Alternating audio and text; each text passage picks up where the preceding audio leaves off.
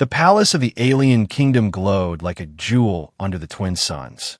Tall crystal towers rose high above the golden desert, shining with light that made the sky look almost alive. Inside the palace, the great hall was filled with nobles, guards, and ministers, all waiting for the strange trial that had been promised. Murmurs ran through the hall, and every pair of alien eyes turned toward the main door. The sound of footsteps echoed. A human boy stepped forward. He was young, not a soldier, not a prince, and not dressed like someone important. His clothes were plain, his hands a little rough, but his eyes were steady and calm. He walked into the middle of the hall with slow steps, surrounded by guards who looked at him with suspicion. Whispers spread. "A human? Here," someone muttered. Another voice said, "Why did the king bring him here? He doesn't belong." The crowd shifted uneasily, some with laughter, some with disgust, but all with curiosity. For in this alien world, humans were seen as weak, fragile, and unworthy of standing before royalty. At the far end of the hall, on a throne of silver stone, the alien king sat, tall and proud, his golden crown shining in the torchlight. Beside him, 3 princesses stood together. They were unlike anyone else in the hall. Each of them carried an aura of beauty and power that made even the strongest alien warriors look small. Their skin shimmered in different colors, their gowns glowing faintly like starlight, and their eyes carried both judgment and mystery. The human stopped before them. He bowed his head, but his back stayed straight. He was not trembling, though the weight of the hall pressed down on him. The king's voice boomed through the chamber. "You are the human brought here from the lower worlds. Do you know why you stand before us?" The boy raised his head. His voice was steady but simple. "I was told I must prove myself. I don't know why, but I will not run." Gasps filled the room. A mere human daring to speak with such courage? The guards tightened their grip on their weapons, as if ready to silence him. But the king raised a hand, and they stopped. One of the princesses, with emerald green skin and dark flowing hair, leaned forward. Her eyes shone with both curiosity and doubt. "Father, why waste our time? He cannot survive even one trial." The second princess, her skin soft blue with silver hair like moonlight, tilted her head and studied the boy more closely. She said nothing, but her gaze lingered on him as if trying to see something hidden inside. The third princess, the youngest, with violet skin and bright eyes, whispered softly to her sisters, though the words did not reach the human. "Look at him. He is not afraid." The king stood. His voice was sharp. "You will be tested. If you fail, you will not leave this hall alive. If you succeed, perhaps you will earn the right to remain." The human nodded. "Then I will try." The crowd erupted into laughter, cruel and mocking. Aliens shouted from the sides. "He will die before he even begins, and this is no warrior, just a child." But in the middle of the noise, the boy did not flinch. He kept his eyes fixed forward, as if he could already see something beyond fear. The great doors at the back of the hall opened again. A roar echoed from within, deep, dangerous, and shaking the stone floor. The air turned heavy, and even some of the nobles stepped back nervously. From the shadows of the arena beyond, glowing eyes appeared. The trial was about to begin. The human took a breath. For a moment, he thought of the world he had left behind, the stars above Earth, the cold nights where he had dreamed of something greater. Now he was here, standing before kings and princesses, about to fight for his life. He did not know if destiny had brought him, or if it was just chance, but he knew one thing. He would not turn away. The princesses watched silently. The green one smirked, ready to see him fail. The blue one's eyes narrowed, as if measuring every movement. The violet one bit her lip, unsure what she felt. The king's voice rang out. "Enter the trial. Show us if there is anything worthy in a human heart." The guards pushed the boy forward into the arena. The massive gates closed behind him with a thunderous sound, cutting him off from the safety of the hall. The creature inside stepped into the light. Its body was armored with black scales, its claws sharp as blades, and its teeth dripping with fire. The crowd cheered at the sight, expecting blood. The boy's heart raced, but his steps did not falter. He clenched his fists, standing tall before the beast. The hall fell into silence. For the first time, some of the aliens wondered if this human would really break, or if something unexpected was about to happen. And in the shadows, the youngest princess whispered to herself words no one else could hear. This human is different. The heavy gates closed behind him, locking with a deep metallic sound that echoed across the arena. Dust rose from the stone floor, catching the light of the glowing crystals that hung high above. The human stood alone, his shadow stretching long in the torchlight. Across from him, the beast shifted, its scales shining black and red, its breath hot and smoky. The creature growled, shaking the ground beneath its massive claws. Its eyes glowed like burning coals, fixed on a fragile figure standing before it.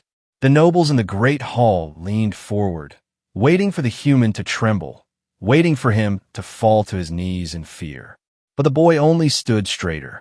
His chest rose and fell, his fists tightened, and his eyes refused to look away. From the balcony, the princesses watched with different hearts. The green-skinned princess laughed softly, her voice sharp. This is pointless. He will last only a moment. The blue-skinned princess stayed silent, her silver hair catching the light as she studied him. The violet princess, the youngest, gripped the railing tightly. Her lips pressed together as she whispered to herself, "Don't give up." The beast roared and charged. Dust exploded beneath its claws, and the crowd shouted in excitement. The human waited until the last moment before he moved. His body leapt aside, rolling across the hard ground as the creature's claws tore through stone where he had just stood. The audience gasped. He was quick, far quicker than they expected. But the beast was not finished. It turned, its tail whipping through the air like a giant spear. The boy ducked, barely avoiding the blow, and slid behind a broken pillar. His chest burned with the force of a near strike, but he stayed calm. He looked up at the creature, breathing hard. I cannot fight this thing with strength. I will lose if I try. His mind searched for another way. He noticed the beast's eyes, wild, angry, and yet afraid? No, not afraid. In pain. The creature's breathing was rough, and its left leg dragged slightly across the floor. The boy stepped out from the pillar, raising his hand slowly. "I don't want to hurt you," he said, his voice echoing through the arena. The crowd burst into laughter. "He speaks to it," someone shouted, as if words will save him. The nobles mocked him, the ministers shook their heads, but in the balcony, the youngest princess leaned forward with wide eyes. The beast snarled, ready to strike again, but the boy didn't run. He moved closer, one step at a time, his eyes locked on the creature's wounded leg. He spoke softly, calmly, the way one might speak to a frightened horse. "You are trapped here, forced to fight. You don't want this, and neither do I." The creature paused, its growl lowered, uncertain. The boy extended his hand, palm open, trembling slightly but steady. The audience grew silent. Even the king narrowed his eyes. For one long moment, the beast's hot breath filled the air between them. Its teeth hovered inches from his face. The boy's heart pounded in his chest, but he did not step back. Slowly, the creature lowered its head, sniffing his hand, then let out a sound that was not a growl, but something softer, something broken. Gasps filled the hall. The boy touched the beast's snout gently. "You're not my enemy," he whispered. "You're just like me, forced into a place you didn't choose." The blue-skinned princess's lips parted in shock. The green princess frowned, her pride shaken, and the violet princess, her eyes filled with light. Her whisper slipped out before she could stop it. "He is different." The beast stepped back, lowering its head in submission. The boy didn't need to fight. He had won without striking a single blow. The silence in the great hall broke into chaos. Nobles shouted in anger. Ministers argued loudly. Guards looked uncertain. This was not how the trial was meant to end. A human was supposed to die, or at least fight with desperation. But he had done the impossible. He had shown mercy, and the beast had accepted it. The king stood, his voice shaking the walls. Enough! The hall fell silent, his golden eyes fixed on the human, unreadable. This trial was not passed with strength, but with something else. Courage, or perhaps foolishness. Either way, it is not over. The boy bowed his head slightly. I did only what was right. The youngest princess could no longer stay silent. Her voice, clear and soft, carried through the hall. He is not weak. He is perfect. The crowd gasped again, louder than before. The king's face darkened with fury, and the other princesses turned sharply toward their sister. The green princess hissed in anger. Do you know what you're saying? The blue princess whispered only one word under her breath. Dangerous. But it was too late. The words had already been spoken, and they echoed across the palace like a promise. This human is perfect. And in that moment, the fate of the kingdom began to change. The hall froze. The words of the youngest princess still floated in the air like a spark in dry grass. This human is perfect. At first, there was silence. Then, like a wave crashing on stone, the chamber erupted into chaos. Ministers shouted, nobles gasped, and soldiers exchanged uncertain glances. The king's golden eyes blazed with anger, and his fists tightened on the arms of his throne. The green-skinned princess turned sharply toward her sister, her face pale with fury. Do you realize what you've done? She hissed. You have shamed us before the entire court. The youngest princess lowered her eyes for a moment, but her voice was steady when she answered. I only spoke what I saw. He faced the beast with no sword, no shield, no power, and yet the creature bowed before him. Not even our strongest warriors have done such a thing. The blue-skinned princess said nothing, but her silver eyes stayed fixed on the boy below. She was not smiling, not angry either, but thoughtful, as if she were turning the words over in her mind like precious stones. The king rose slowly from his throne. His tall frame cast a long shadow across the chamber, and when he spoke, his voice thundered like a storm. Enough! A princess of my blood will not call a human perfect. This court is sacred. These trials are sacred. You disgrace them with your foolish tongue. The youngest princess lifted her chin. Father, the trial was to test his worth. Did he not pass? The king's face hardened, and his crown glowed in the torchlight. He passed nothing. Mercy is weakness. A human showing kindness to a beast means nothing to me. He has proved only that he does not understand strength. The boy, still standing in the arena, felt the weight of every word. He wanted to speak, but he held his tongue. He had learned long ago that silence could be more powerful than anger. Instead, he looked up at the youngest princess. Their eyes met for just a heartbeat, and she gave him the faintest nod. The crowd continued to argue. Some nobles shouted for his execution, claiming no human should ever walk free after stepping foot in the royal court. Others whispered more softly, questioning whether the princess had seen something they themselves could not. The green princess snapped her fingers, silencing a group of ministers. He is nothing but a trickster. The beast was injured. That is why it lowered its head. Do not let a child's words poison your minds. The blue princess finally spoke, her voice calm but cutting. And yet, sister, none of our strongest warriors ever saw the beast's pain. They only saw a target to kill. This human saw something different. The green princess glared at her. You too? Do not tell me you are enchanted by this fragile creature. The king raised his hand again, demanding silence. This is not a game. His trial is not complete. One act of cowardly mercy is not enough to prove him worthy. His eyes blazed as they fell upon the boy. There will be another test. Stronger, harsher, one he cannot escape with words. Gasps echoed through the chamber. Some of the ministers tried to speak, but the king's glare silenced them. The youngest princess stepped forward, her voice ringing clear. And if he passes again, father, will you still call him weak? Her question struck like an arrow. The king's jaw tightened, and for the first time, he did not answer immediately. The boy in the arena finally raised his voice. His words were simple, but they carried across the hall like steel. I never came here to be perfect. I only came to be true to myself. If that is weakness, then so be it. The hall quieted. Even the nobles, quick to laugh before, found no humor now. There was something about the way he said it, steady, without arrogance, that made their laughter die in their throats. The youngest princess's eyes shone with pride. The blue princess tilted her head slightly, still unreadable, and the green princess clenched her fists until her nails dug into her skin. The king finally broke the silence. You speak boldly, human, too boldly, but boldness without strength is meaningless. You shall face the next trial at dawn. If you survive, perhaps we shall see if your worth is more than words. The boy bowed his head. Then I will be ready. The king turned to the guards. Take him away. Lock him in the waiting chambers. Let him think about the hopeless path he has chosen. The guards marched down, surrounding the human. But as they led him away, he glanced once more at the princesses.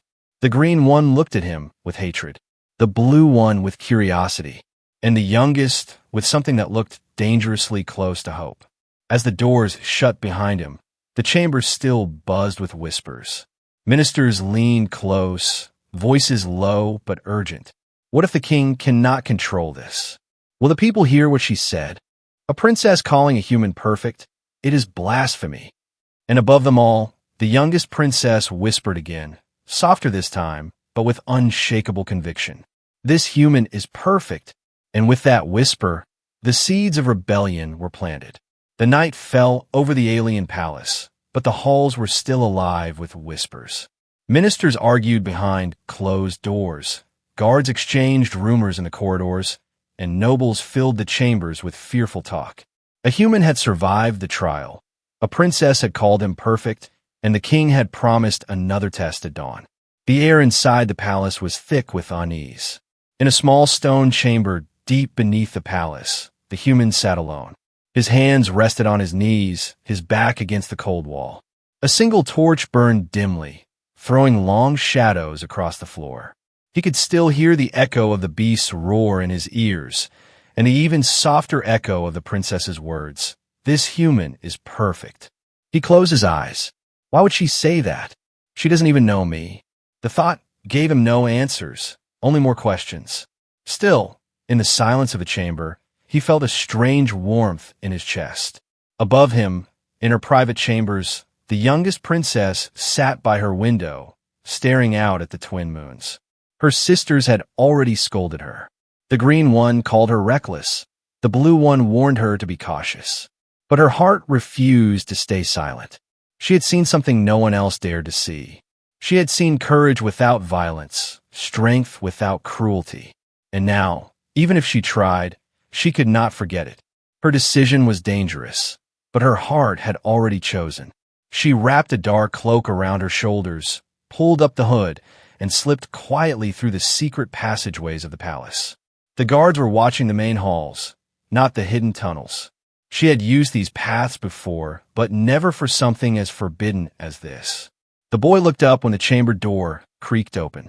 For a moment, he thought it was the guards, but then he saw her. The youngest princess stepped inside, her cloak hiding most of her royal dress. The torchlight caught her violet skin, and her bright eyes shone with quiet fire. You, he whispered, rising to his feet. Keep your voice low, she said quickly, closing the door behind her. If anyone sees me here, it will not be you they punish, it will be me. He frowned. Why would you risk that? You should not be here. She hesitated, then stepped closer. Because I needed to see you, not as a prisoner, not as a trial, but as yourself. The boy stared at her. I don't understand. She lowered her hood, her long dark hair falling over her shoulders. For a moment, she looked less like a princess and more like a girl. Young, uncertain, but full of fire. You did not fight the beast the way our warriors do. You showed mercy. No one in this palace has ever done that. Why? He took a slow breath. Because I know what it is to be trapped, to be forced into something you don't choose. That creature wasn't my enemy. It was just lost. Her eyes softened. That is why I said what I said. You're different from us. And that difference frightens them. He gave a small, humorless smile. It frightens me too. They stood in silence for a moment, the distance between them shrinking. Outside the chamber, faint voices of patrolling guards echoed through the hall. But inside, the air was heavy with unspoken words. Finally, she whispered, Tomorrow they will try to break you. They will give you a trial far worse than the beast. If you fall, They will call it proof that humans are weak. If you rise, they will fear you even more. And what about you? He asked softly. What happens to the princess who dared to call a human perfect? Her lips curved into a sad smile. I'm already in danger, but some truths are worth the risk.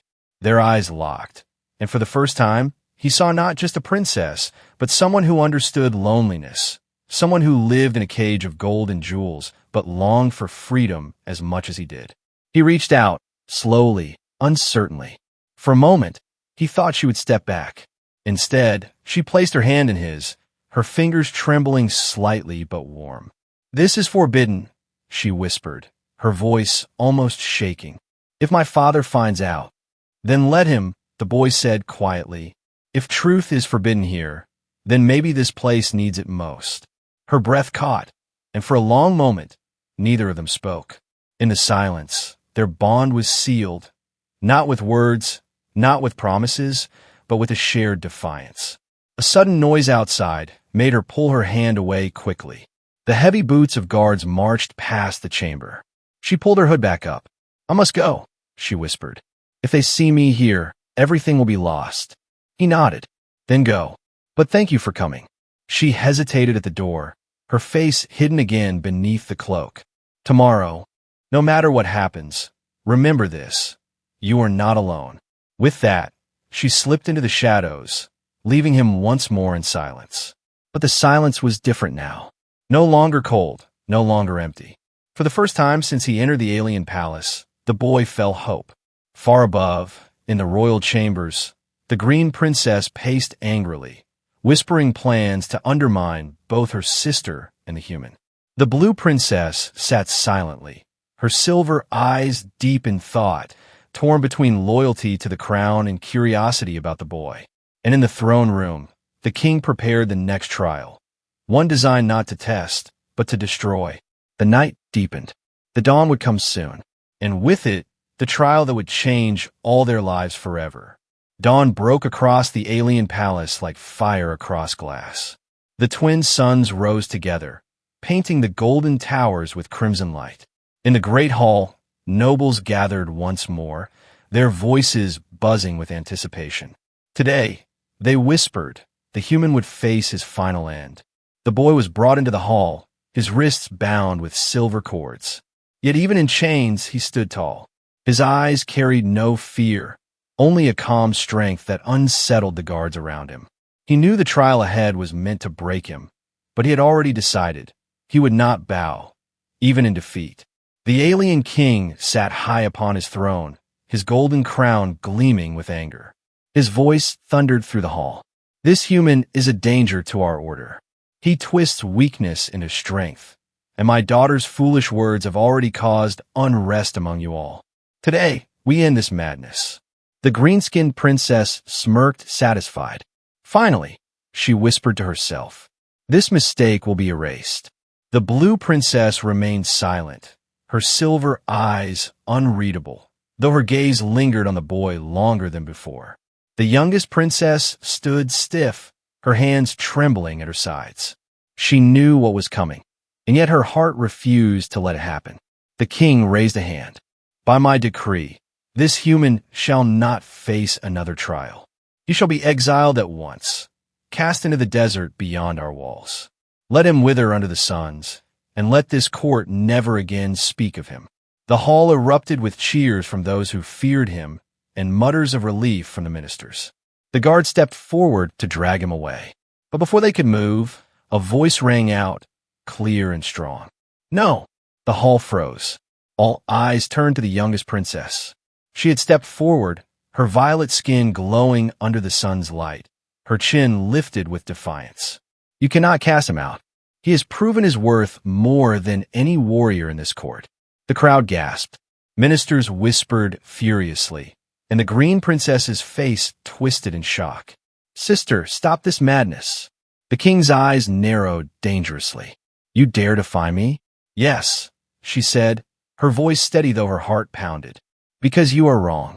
He showed courage without cruelty, strength without blood. You call that weakness.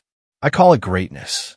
The hall erupted again, this time with shock and disbelief.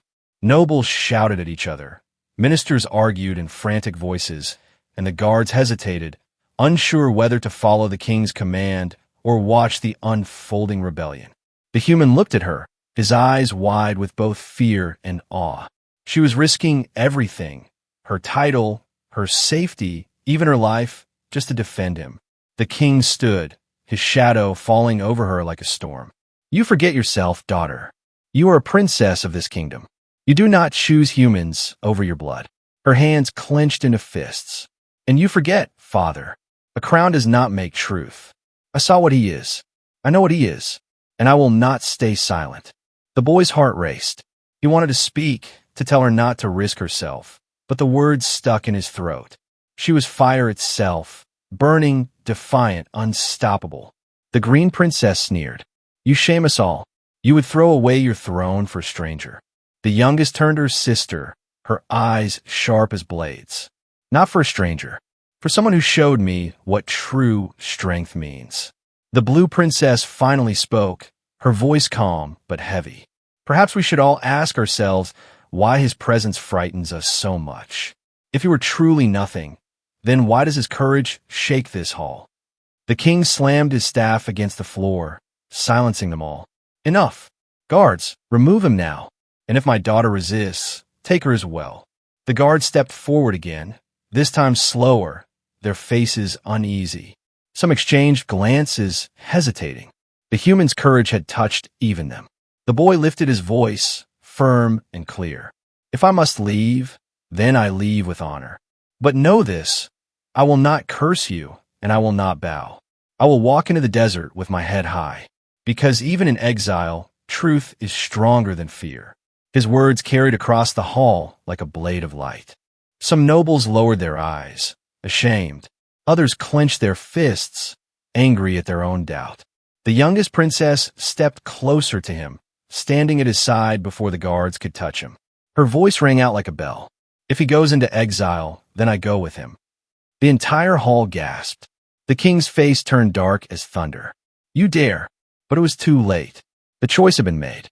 Before the entire court, the princess had bound her fate to the humans. It was no longer only his trial. It was hers as well. The hall shook with the weight of the moment.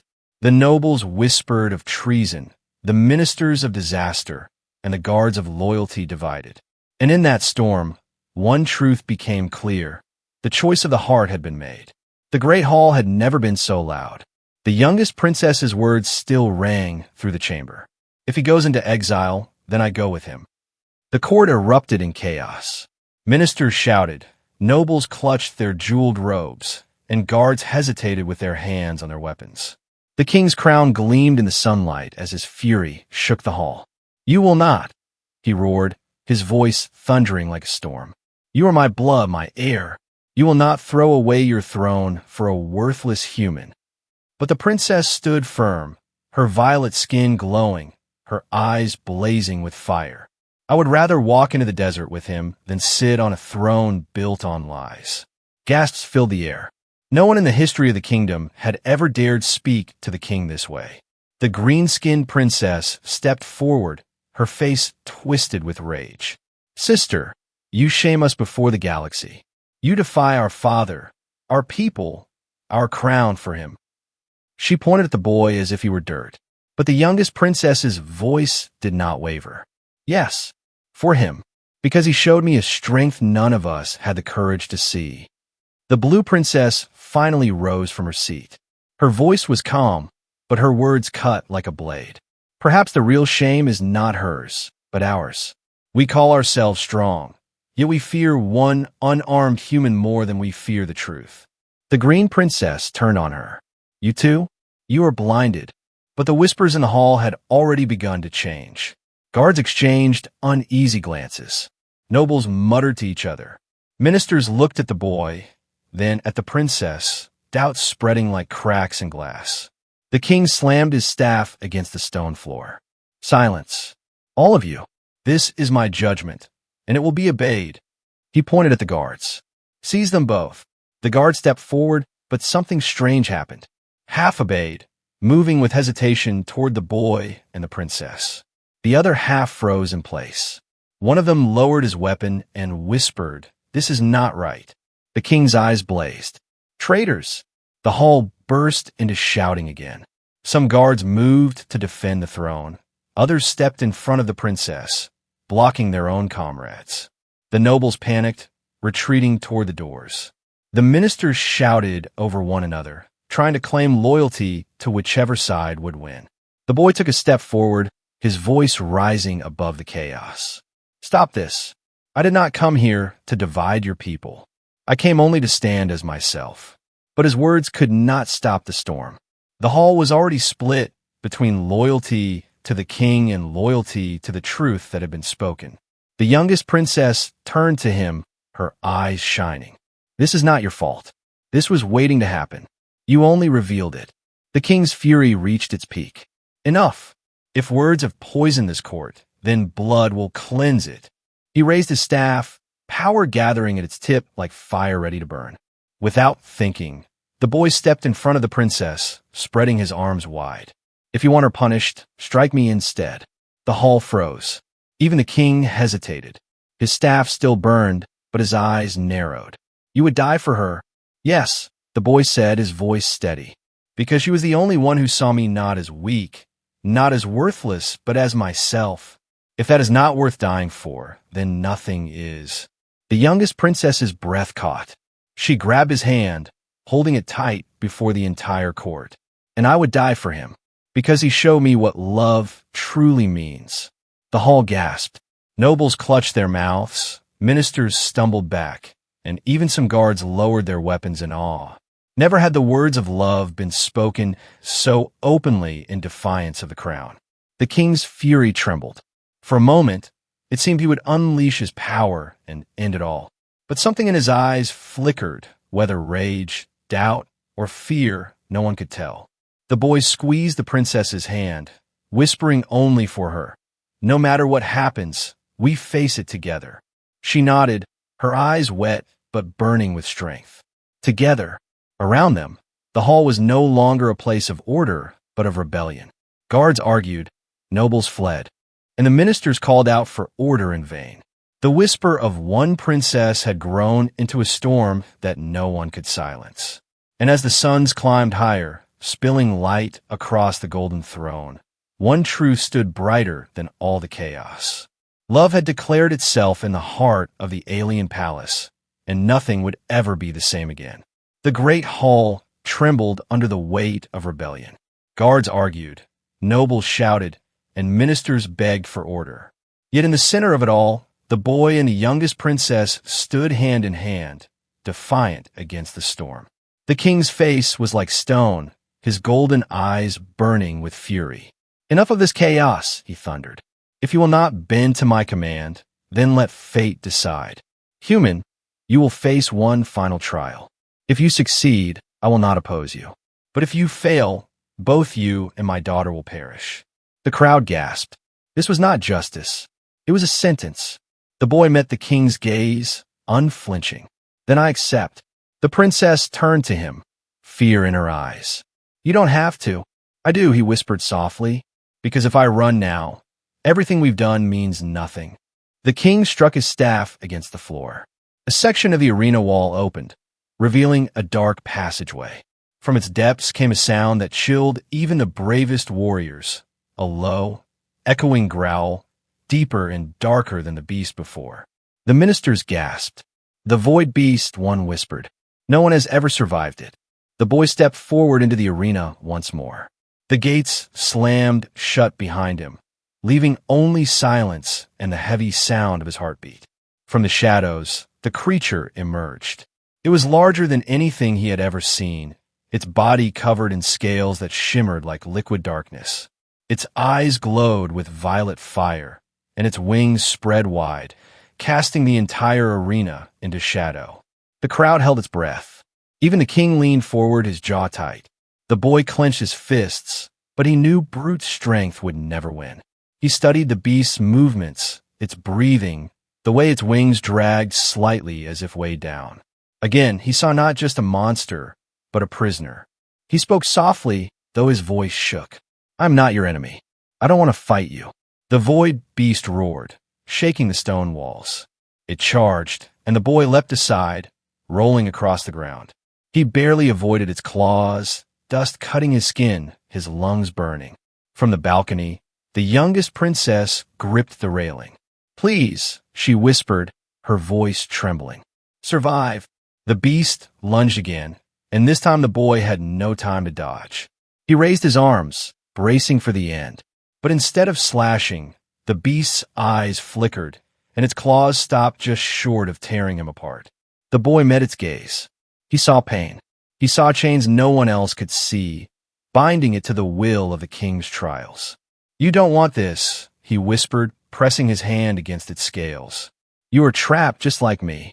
The arena grew silent. The beast's growl lowered into a rumble, then into a sound almost like a sigh. Slowly, impossibly, it lowered its head. The nobles gasped. The ministers shouted in disbelief. The guards froze. The boy stood tall, placing both hands gently on the creature's snout. "You are free," he whispered. For the first time in centuries, the void beast bowed. The hall erupted with shock. Nobles cried out, ministers fell to their knees, and even the guards whispered in awe. No warrior had ever defeated the beast, but this boy had not fought it. He had freed it. The king's crown tilted as his jaw tightened. Rage and fear battled in his eyes. He raised his staff again, but the blue-skinned princess stepped forward. "Father, no more. Look at him. Look at what he has done. You call it weakness, but even your greatest warriors failed where he succeeded." The green princess hissed, "This is madness." But her voice trembled, for even she could not deny what she had seen. The youngest princess rushed into the arena, ignoring the shouts of protest. She stood beside the boy, her hand finding his once more. Together, they faced the court. Her voice was clear, steady, and unafraid. "You asked for trials. He passed them all, not with cruelty, but with truth.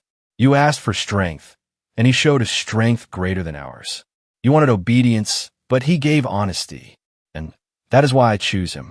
The boy turned to her, his eyes filled with emotion.